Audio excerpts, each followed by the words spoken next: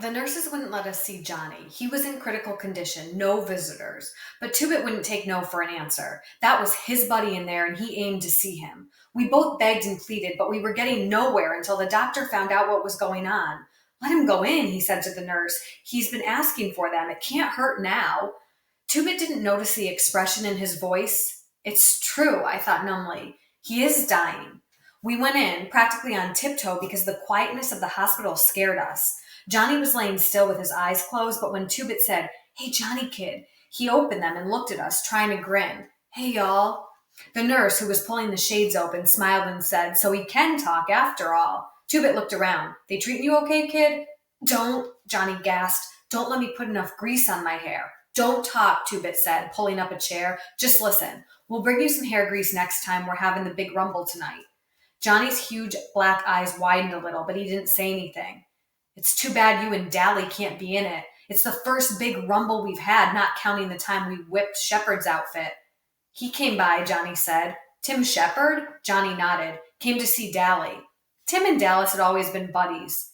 "Did you know you got your name in the paper for being a hero?" Johnny almost grinned as he nodded. "Tough enough," he managed, and by the ways his eyes were glowing, I figured Southern gentlemen had nothing on Johnny Cade.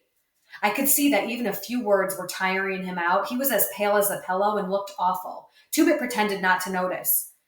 "You want anything besides hair grease, kid?" Johnny barely nodded. "The book," he looked at me. "Can you get another one?" Tubit looked at me too. I hadn't told him about Gone with the Wind. "He wants a copy of Gone with the Wind so I can read it to him," I explained. "You want to run down to the drugstore and get one?" "Okay," Tubit said cheerfully. "Don't y'all run off."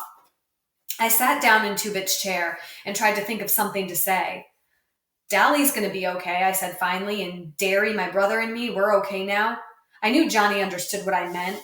We had always been close buddies, and those lonely days in the church strengthened our friendship. He tried to smile again and then suddenly went white and closed his eyes tight. "Johnny?" I said, alarmed. "Are you okay?" He nodded, keeping his eyes closed. "Yeah, it just hurts sometimes. It usually don't. I can't feel anything below the middle of my back." He lay breathing heavily for a moment. "I'm pretty bad off, ain't I, Pony?" "You'll be okay," I said with fake cheerfulness. "You gotta be. We couldn't get along without you." The truth of that last statement hit me. We couldn't get along without him. We needed Johnny as much as he needed the gang, and for the same reason. "I won't be able to walk again," Johnny started, then faltered. "Not even on crutches. I busted my back." "You'll be okay," I repeated firmly. "Don't start crying," I commanded myself. "Don't start crying. You'll scare Johnny." "You want to know something, Pony Boy? I'm scared stiff. I used to talk about killing myself." He drew a quivering breath. "I don't want to die now. I ain't lived long enough. 16 years ain't long enough. I wouldn't mind it so much if there wasn't so much stuff I ain't done yet and so many things I ain't seen. It's not fair. You know what? That time we were in Windricksville was the only time I'd been away from our neighborhood." "You ain't gonna die," I said, trying to hold my voice down. "And don't get juiced up because the doc won't let us see you anymore if you do." 16 years on the streets, and you can learn a lot, but all the wrong things, not the things you want to learn. 16 years on the streets, and you can see a lot, but all the wrong sights, not the sights you want to see. Johnny closed his eyes and rested quietly for a minute. Years of living on the east side teaches you how to shut off your emotions. If you didn't, you'd explode. You learn to cool it. A nurse appeared in the doorway. "Johnny," she said quietly, "your mother's here to see you."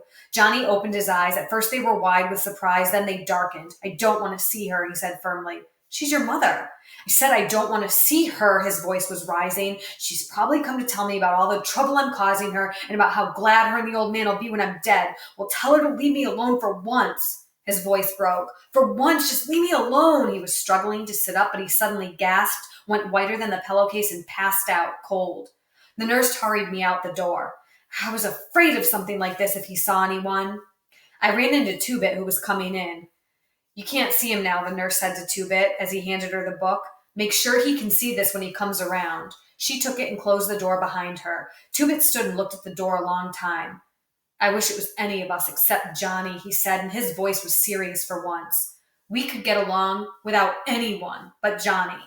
Turning abruptly, he said, "Let's go see Dallas." As we walked out into the hall, we saw Johnny's mother. I knew her. She was a little woman with straight black hair and big black eyes like Johnny's, but that was as far as the resemblance went. Johnny Cake's eyes were fearful and sensitive. Hers were cheap and hard. As we passed her, she was saying, "But I have a right to see him. He's my son. After all the trouble his father and I have gone to raise him, this is our reward. He'd rather see those no-count hoodlums than his own folks." She saw us and gave us such a look of hatred that I almost backed up. "It's your fault, always running around in the middle of the night getting jailed and heaven knows what else." I thought she was going to cuss us out. I really did. Two-Bit's eyes got narrow and I was afraid he was going to start something. I don't like to hear women get sworn at even if they deserve it. "No wonder he hates your guts," Two-Bit snapped. He was going to tell her off real good, but I shoved him along. I felt sick. No wonder Johnny didn't want to see her. No wonder he stayed overnight at Two-Bit's or at our house and slept in the vacant lot in good weather. I remembered my mother, beautiful and golden like soda and wise and firm like dairy. "Oh, Lordy," there was a catch in Two-Bit's voice, and he was closer to tears than I'd ever seen him. "He has to live with that?" We hurried to the elevator to get to the next floor. I hoped the nurse would have enough sense not to let Johnny's mother see him. It would kill him. Dally was arguing with one of the nurses when we came in. He grinned at us. "Man, am I glad to see you. These hospital people won't let me smoke, and I want out." We sat down grinning at each other. Derry was his usual mean, ornery self. He was okay. "Shepard came by to see me a while ago." "It's what Johnny said. What did he want?" "Said he saw my picture in the paper and couldn't believe it didn't have 'wanted, dead or alive' under it. He mostly came to rub it in about the Rumble. Man, I hate not being in that." Only last week, Tim Shepard had cracked 3 of Dally's ribs, but Dally and Tim Shepard had always been buddies. No matter how they fought, they were two of a kind, and they knew it. Dally was grinning at me. "Kid, you scared the devil out of me the other day. I thought I'd killed you." "Me?" I said, puzzled. "Why? When you jumped out of the church, I meant to hit you just hard enough to knock you down and put out the fire. But then you dropped like a ton of lead. I thought I'd aimed too high and broke your neck." He thought for a minute. "I'm glad I didn't, though." "I'll bet," I said with a grin. I'd never liked Dally, but then for the first time I felt like we were buddies, and all because he was glad he hadn't killed me. Dally looked out the window. He sounded very casual. "How's the kid?" "We just left him," Two-Bit said, and I could tell he was debating whether to tell Dally the truth or not. "I don't know about this stuff, but well, he seemed pretty bad to me. He passed out cold before we left him." Dally's jawline went white as he swore under clenched teeth. "Two-Bit, you still got that fancy black-handled switchblade?" "Yeah." "Give it here." Two-Bit reached into his back pocket for his prized possession. It was a jet-handled switchblade 10 inches long that could flash open at a mere breath. It was the reward of 2 hours of walking aimlessly around a hardware store to divert suspicion. He kept it razor sharp. As far as I knew, he had never pulled it on anyone. He used his plain pocket knife when he needed a blade, but it was his showpiece, his pride and joy. Every time he ran into a new hood, he pulled it out and showed off with it. Dally knew how much that knife meant to Two-Bit, and if he needed a blade bad enough to ask for it, well, he needed a blade. That was all there was to it. Two-Bit handed it over to Dally without a moment's hesitation. "We gotta win that fight tonight," Dally said. His voice was hard. "We gotta get even with the Socs, for Johnny." He put the switch under his pillow and lay back, staring at the ceiling, and we just left. We knew better than to talk to Dally when his eyes were blazing and he was in a mood like that. We decided to catch a bus home. I didn't feel much like walking or trying to hitch a ride. Two-Bit left me sitting on the bench at the bus stop while he went to a gas station to buy some cigarettes. I was kind of sick to my stomach and sort of groggy. I was nearly asleep when I felt someone's hand on my forehead. I almost jumped out of my skin. Two-Bit was looking down at me worriedly. "Do you feel okay? You're awful hot." "I'm all right," I said, and when he looked at me as if he didn't believe me, I got a little panicky. "Don't tell Derry, okay? Come on, Two-Bit, be a buddy. I'll be well by tonight. I'll take a bunch of aspirins." "All right," Two-Bit said reluctantly, "but Derry'll kill me if you're really sick and go ahead and fight anyway." "I'm okay," I said. I was getting a little angry. "And if you keep your mouth shut, Derry won't know a thing." "You know something," Two-Bit said as we were riding home on the bus. "You'd think you could get away with murder living with your big brother and all, but Derry's stricter with you than your folks were, ain't he?" "Yeah," I said, "but they'd raised 2 boys before me, and Derry hasn't." "You know, the only thing that keeps Derry from being a Soc is us." "I know," I said. I had known it for a long time. In spite of not having much money, the only reason Derry couldn't be a soc was us. The gang, me and Soda. Derry was too smart to be a greaser. I don't know how I knew, I just did. And I was kind of sorry. I was silent most of the way home. I was thinking about the rumble. I had a sick feeling in my stomach, and it wasn't from being ill. It was the kind of hopelessness I'd felt that night Derry yelled at me for going to sleep in the lot. I had that same deathly fear that something was going to happen that none of us could stop. As we got off the bus, I finally said it. Tonight, I don't like it one bit. Dubit pretended not to understand. I never knew you to play chicken in a rumble before, not even when you was a little kid. I knew he was trying to get me mad, but I took the bait anyway. I ain't a chicken, Two-Bit Matthews, and you know it, I said angrily. Ain't I a Curtis, same as Soda and Derry?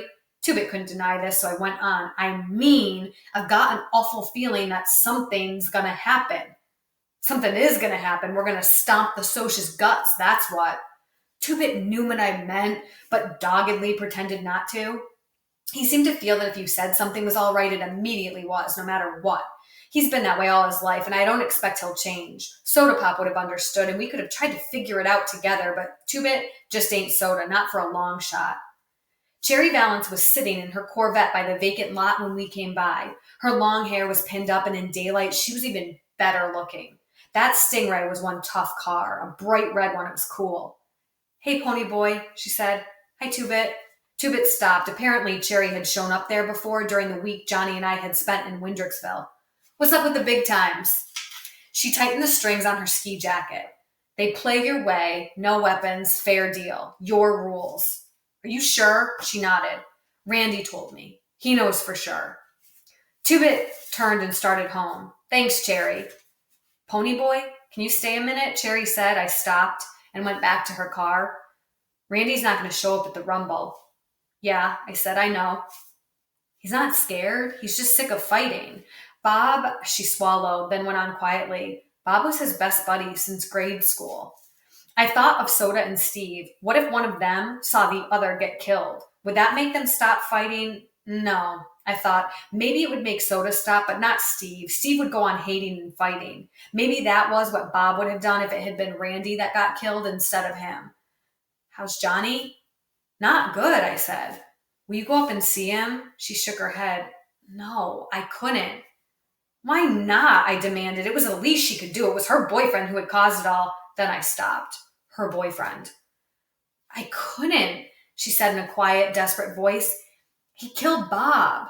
Oh, maybe Bob deserved it. Maybe he asked for it. I know he did, but I couldn't ever look at the person who killed him. You only knew his bad side. He could be sweet sometimes and friendly, but when he got drunk, it was that part of him that beat up Johnny. I knew it was Bob when you told me the story because Bob was so proud of his rings. Why do people sell liquor to boys? Why? I know there's a law against it, but kids get it anyway. I can't go see Johnny, Pony. I know I'm too young to be in love and all that, but Bob was something special. He wasn't just any boy. He had something that made people follow him, something that marked him different, maybe a little better than the crowd. Do you know what I mean? I did. Cherry saw the same things in Dallas. That was why she was afraid to see him again, afraid of loving him. I knew what she meant all right, but she also meant that she wouldn't go see Johnny because he had killed Bob. That's okay, I said sharply. It wasn't Johnny's fault Bob was a booze hound and Cherry went for boys who were bound for trouble. I wouldn't want you to see him. You're a traitor to your own kind and you're not loyal to us. Do you think your spying for us makes up for the fact that you're sitting there in a Corvette while my brother drops out of school to get a job? Don't you ever feel sorry for us? Don't you ever try to give us handouts and then feel high and mighty about it? I started to turn and walk off, but something in Cherry's face made me stop. I was ashamed. I can't stand to see girls cry. She wasn't crying, but she was close to it. I wasn't trying to give you charity, Pony Boy. I only wanted to help. I liked you from the start, the way you talked. You're a nice kid, Pony Boy. Do you realize how scarce nice kids are nowadays? Wouldn't you try to help me if you could? I would. I'd help her and Randy both if I could. Hey, I said suddenly, can you see the sunset real good from the west side? She blinked, startled. Then she smiled. Real good. You can see it good from the east side, too, I said quietly. Thanks, Pony Boy. She smiled through her tears. You dig okay. She had green eyes. I went on, walking home slowly.